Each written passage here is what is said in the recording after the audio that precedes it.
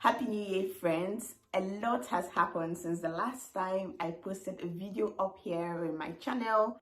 I just had a second child. Now I've got two on the twos. Despite them keeping me very happy, I have been stressed out. As a result, I have thought a lot about self-care, and I said, why don't I talk about it here on my channel? So here we go.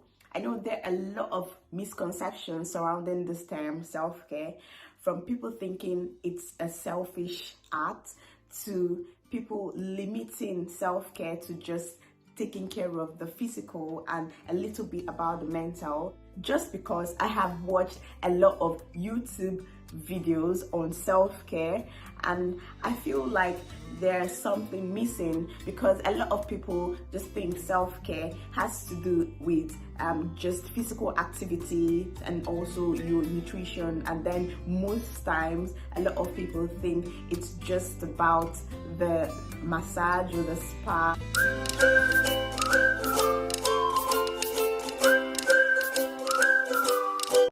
Welcome back to my YouTube channel. I am Dr. Nazo. Here we talk about everything lifestyle, health, and entertainment. Let's crack on.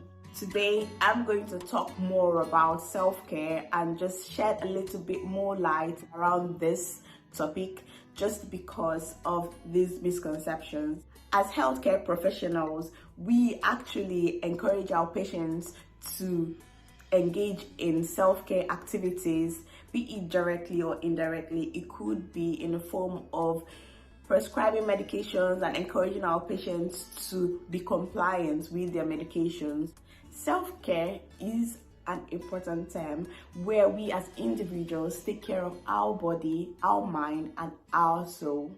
This act alone helps us to build resilience towards life stressors. It also helps to promote and maintain health.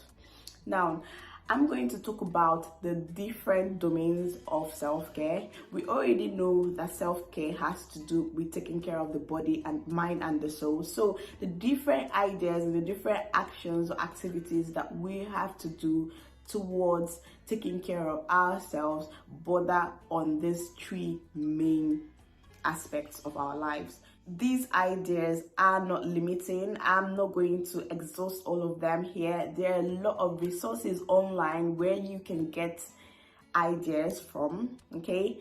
Before I start, I just want to remind you that self-care is unique to you as an individual. You don't have to do the things that I list here. You just have to find what works for you and what makes you feel better, and then you go do it. The first domain I'm going to be talking about here is the physical domain of self-care, and here we take care of the body. In taking care of the body, we're able to promote our health, our physical health. We're able to actually promote our mental health in a way. And there are different ideas, different ways that you can take care of your body. And the first and foremost that I'm going to talk about, and which is very common, is engaging in physical activities. Now, I know it can be difficult to engage in rigorous exercise programs, and I'm not here to tell you to do that. So you just find what works for you, whether it's walking or skipping or swimming or even dancing, something I enjoy doing. Just look for a form of physical activity that you enjoy doing and do it. Another way we can take care of our body is by what we eat, what we fuel our body with. Eating good food, nutritious food, is very important because it helps to prevent diseases. Now, it doesn't mean that once in a while you can take junk food, but it just means that it shouldn't be an everyday thing, okay?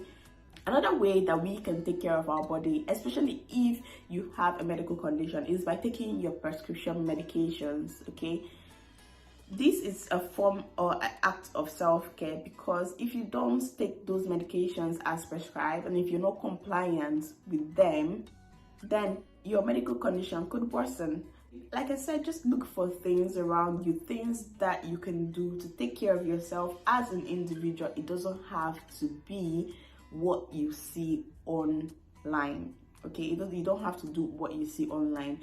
There are other ways that you can take care of this body, such as engaging in massage, having a spa, having a warm bath, even a cold shower can do it. These are some of the ideas that I have for the physical domain of self-care.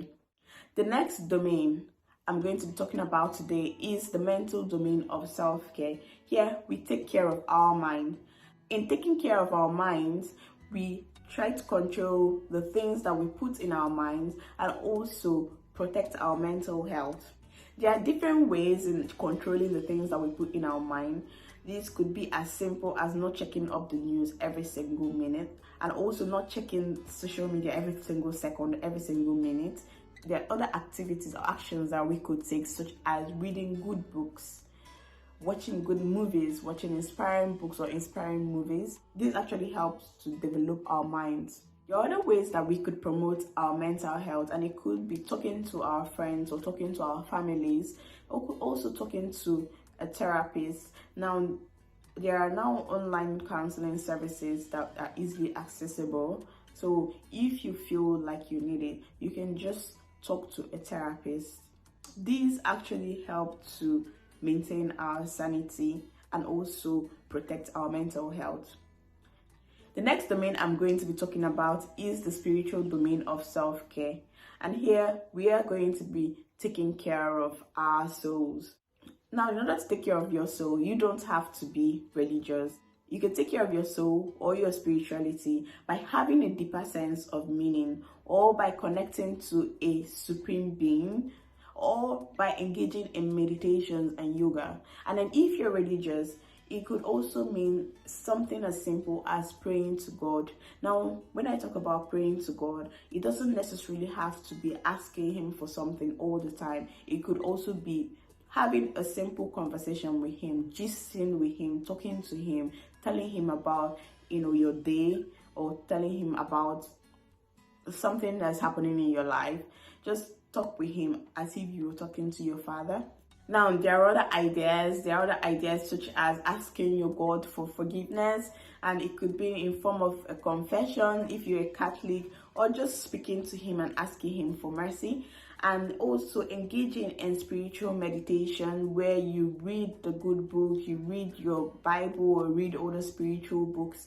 These activities, these actions actually helps build your spirituality, helps to build your spirituality, and also helps to take care of your soul. Because to tell you the truth, taking care of your soul is actually the most important form of self-care that you could do, just because it is the one that actually matters. Apart from showing love to your Creator and being at peace with Him, there are other ways that you can take care of your spirituality. And this could include being at peace with yourself and with your neighbors, showing love to yourself and showing love to your neighbors. There are different ideas and ways that you can do this. Engaging in charitable activities, helping your neighbors when you see that they are in need, and other things that you can do to show love to your neighbors. These actions and activities help to develop your spiritual life, at the same time taking care of your soul. The next domain I'll be talking about is the emotional domain of self-care. Here, we're taking care of our emotions, and by taking care of our emotions, we're able to be on top of them and control the negative emotions that we display as individuals, such as anger or jealousy. There are other emotions that we display, such as being happy, putting a smile on our face. By being happy or putting a smile on our face, people around us are able to tap into that happiness. There are other emotions that we display, such as being sad or crying. Now, it is not a bad thing to cry. Actually, crying helps a lot. It's good to let it out and not bottle it in, so that it doesn't blow up on your face unexpectedly. However, if you're sad and you feel like you're depressed, it will be good to talk to your doctor. The next domain I'm going to be talking about is the social domain of self-care. Here, we're taking care of our social lives. By taking care of our social lives, it doesn't necessarily mean that we have to club every day or every week or every month or something. It's something to do once in a while. By taking care of our social lives, what I mean is actually building relationships with people and also maintaining the existing relationships you have. If you're quarreling with your friend or quarreling with your family or quarreling with just someone, it's good to make peace. There is no time to be quarreling. Life is too short to keep malice with someone. There are other ways that we can take care of our social lives, and they include engaging in activities such as going dancing with friends, going painting, and going to restaurants with friends, and also probably going to movies. There are other things that you could do. These ideas are not exhaustive, so you could just go and find out things that you can do with your friends or family to continue to build these strong relationships. The next domain I'll be talking about is the professional domain of self-care, and now this is the last one I'm going to be talking about here. Here, we're taking care of ourselves in the workspace. Whether you're working from home, you're working at home, or you're working in the workplace. The ways that we can take care of ourselves in our workspace is by giving ourselves breaks when we need it, or saying no to things that we know that we can't do, or taking our annual leaves and going on vacations. These are one of the ways that we can take care of ourselves in the workspace. There are other ways that we can take care of ourselves in the workspace, and this could include taking a course to develop us professionally or actually learning new skills. Now, in learning new skills, you're not just adding to your skill sets, but also developing your mind. This brings me to the end of this video. I hope you've been able to reflect on yourself and see where you need to improve. Now, like I said before, remember, self-care is unique to you as an individual. You don't necessarily have to go to a spa. If you do not have the money to engage in self-care routines, you can do other things that doesn't necessarily require finances. Please remember to give this video a thumbs up if you like it, and subscribe to my channel. Thank you very much for listening to me talk today, and I'll see you in the next video. Bye.